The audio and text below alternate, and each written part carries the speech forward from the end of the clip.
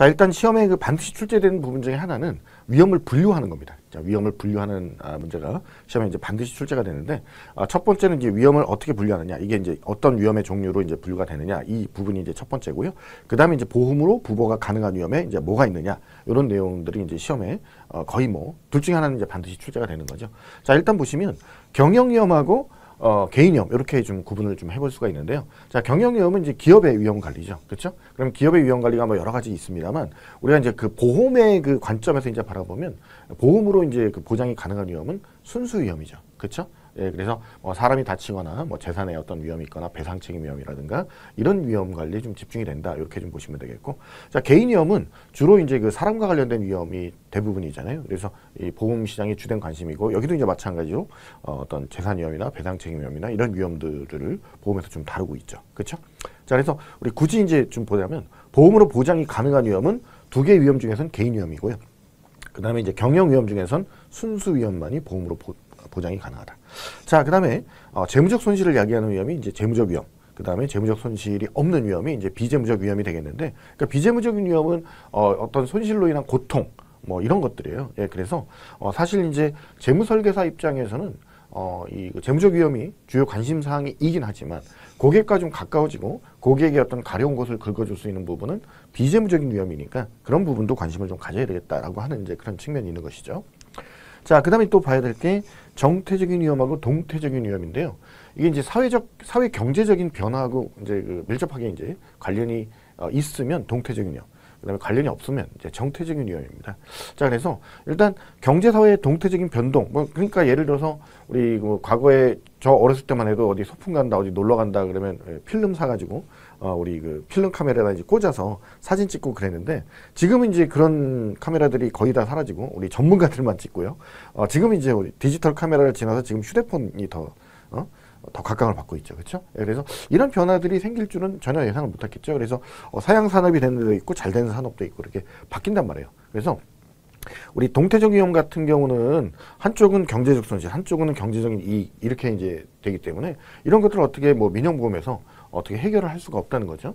반면에 정태적인 위험은요, 그 사회경제의 어떤 변화와 무관하게 좀 규칙성을 갖고 이제 발생하는 그런 위험들이니까 우리 보험에서는 주로 그 정태적 위험을 취급을 하고 있다라고 하는 것이죠. 자, 그 다음에 또 구분을 해야 될 게 기본 위험하고 특정 위험이에요.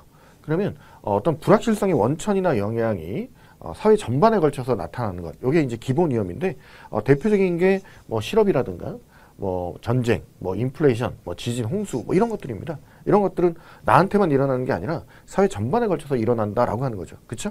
자, 그래서 내가 해결할 수 없는 부분들이 좀 많아요. 예, 그래서 사회가 그 책임을 부담을 하고 있고, 그래서 실업 같은 경우는 뭐 고용보험, 산업재해 같은 경우는 산재보험, 이렇게 사회보험을 통해서 보장을 제공을 하고 있다는 거죠. 그러니까 보험으로 부보가 가능하긴 하지만 민영보험으로는 부보가 안 되고 사회보험으로 부보가 가능하다, 이렇게 좀 보시면 되겠습니다.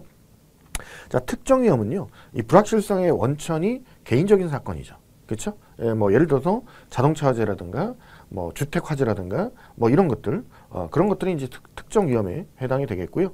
대부분이 이런 것들은 뭐 우리 제가 방금 말씀드린 뭐 자동차 사고나 주택 화재 같은 경우는 순수 위험이죠. 재산과 관련된 위험이에요. 사람도 다칠 수 있죠. 인적 위험에도 해당이 되기 때문에 이런 것도 이제 순수 위험이고, 개인이 뭐 어떤 그 위험 처리 방법을 통해서, 특히 이제 뭐 대표적으로 이제 보험을 통해서 처리를 하고 있는 것이죠, 그렇죠? 자, 그래서 우리 기본 위험은 사회보험을 통해서, 그 다음에 이제 특정 위험은 개인보험을 통해서, 민영보험을 통해서 해결을 하고 있다, 이렇게 좀 보시면 되겠습니다.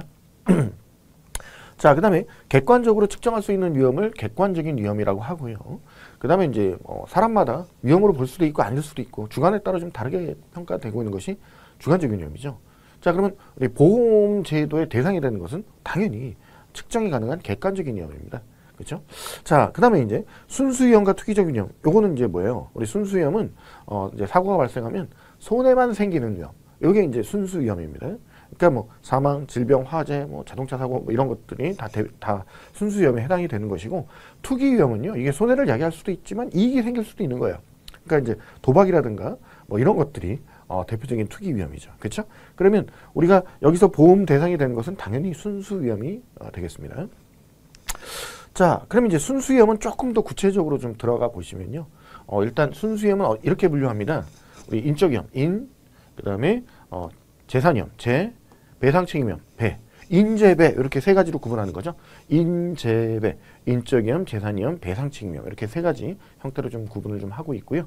자, 인적위험은 말 그대로 사람한테 생기는 위험이죠. 그렇죠? 그럼 사람한테 생기는 위험은 자, 일찍 죽을 위험, 조기 사망 위험, 그다음에 오래 살 위험, 장기 생존 위험이죠. 오래 사는 게 왜 위험하지? 돈 없이 오래 사는 게 위험한 거예요. 그렇죠? 자, 그다음에 건강을 해치는 위험, 뭐 질병이나 상해로 인해서, 그다음에 실업위험, 뭐 일자리를 잃게 되는 거죠. 자, 이런 것들이 사람과 관련되는 겁니다. 자, 그러면 요 사람과 관련된 이 인적 위험들은 특히 가장, 집안의 가장이 조기에 사망했거나 뭐 크게 다쳤거나 뭐 큰 질병에 걸렸거나 자, 이랬을 때 가족을 부양할 수가 없게 되죠. 그래서 그런 것들이 이제 문제가 되는 것이고요. 자, 우리 재산위험 같은 경우는 뭐 내가 보유하고 있는 주택이라든가 자동차라든가 거기에 이제 발생하는 위험들이에요. 그러면 이제 재산위험은 직접손해, 간접손해가 있는데 직접손해는 그 원상복구 비용이죠. 그렇죠? 주택에 불이 났다. 그러면 이제 원래대로 예전의 상태로 돌려놓기 위한 거. 자, 이런 것들이 이제 직접손해인데 간접손해는 예를 들어서 우리 집 원상복구하기 위해서 수리를 할 때까지 나는 여관에서 살고 있다거나 자, 내가 뭐 장사를 하고 있는 그 건물에 불이 났다. 그러면 이제 그 건물을 원상복구하기 위한 그런 비용도 있겠습니다만 그동안에 나는 그 장사를 못 하잖아요. 영업을 못 하니까 거기서 발생하는 손해 뭐 이런 것들이 간접 손해가 되겠죠. 자, 그다음에 이제 배상책임위험 같은 경우는 뭐 내 실수나 이런 것으로 인해서 남한테 손해를 끼쳐요. 그렇죠? 예, 그러면 그 손해를 배상해야 되는 게 이제 배상책임위험이죠. 그렇죠? 자, 근데 사실 인적위험이나 재산위험 같은 경우는 머릿속으로 생각해보면 아, 이런 위험들이 있겠구나라고 우리가 금방 알 수가 있는데 배상책임위험 같은 경우는요 진짜 막연해요. 남한테 내가 어떤 손해를 끼칠지 내가 알 수가 없거든요. 그래서 좀 막연하다 보니까 굉장히 순수위험 중에서 가장 추상적이다 이렇게 볼 수가 있고요. 그렇다 보니까 보통은 이런 것들은 이제 무의식적으로 위험을 보유할 가능성이 높죠. 그러니까 우리가 뭐 보험을 가입한다 그러면 이제 이제 이런 조기 사망 위험과 관련된 뭐 종신보험을 가입한다거나 뭐 그다음에 이제 뭐 예를 들어서 연금 상품을 가입한다거나 이런 것들을 우리가 충분히 생각해 볼 수 있고 주택 화재 보험이라든가 뭐 자동차 보험이라든가 이런 것들 충분히 생각해 볼 수 있는데 배상 책임 보험을 별도로 가입한다거나 이런 것들은 잘 생각이 안 나거든요. 그러니까 무의식적으로 위험을 좀 보유할 수가 있다. 이렇게 좀 보시면 되겠습니다. 자, 그러면 이제 요거는 이제 그 부보 가능성이라고 하는 것은 보험에 보장이 되느냐라고 하는 건데 이 부보 가능성 중에 요거는 자, 민영보험으로 부보가 가능하냐 요걸 이제 얘기를 하고 있습니다. 그래서 이렇게 그 섞어놓고 이제 고르는 문제가 잘 나오는 거죠. 자, 우리 개인 위험하고 경영 위험 중에서는 뭐 당연히 이 개인 위험이 보험으로 부보가 가능하고요. 단 경영 위험 중에서는 이 순수 위험이 보험으로 이제 그 부보가 가능하다. 자, 재무적 위험과 비재무적인 위험 중에서는 당연히 재무적 위험이고요. 정태적인 위험과 동태적인 위험 중에서는 정태적인 위험이 보험으로 부보가 가능하죠. 그렇죠? 그다음에 기본 위험하고 특정 위험 중에서는 요 특정 위험은 요게 이제 민영보험으로, 그렇죠? 민영보험으로 부보가 가능한 거고요. 자, 요거 기본 위험 같은 경우는 이거 뭐예요? 사회보험으로 부보가 가능했죠. 사회보험으로 부보가 가능했다. 우리 실업은 고용보험으로, 산업재해는 산재보험으로, 그렇죠? 자, 객관적인 위험과 주관적인 위험 중에서는 객관적인 위험이 보험으로 부보가 가능하고 순수위험과 투기위험 중에서는 순수위험이 보험으로 부보가 가능하다. 이렇게 좀 정리를 하시면 되겠습니다.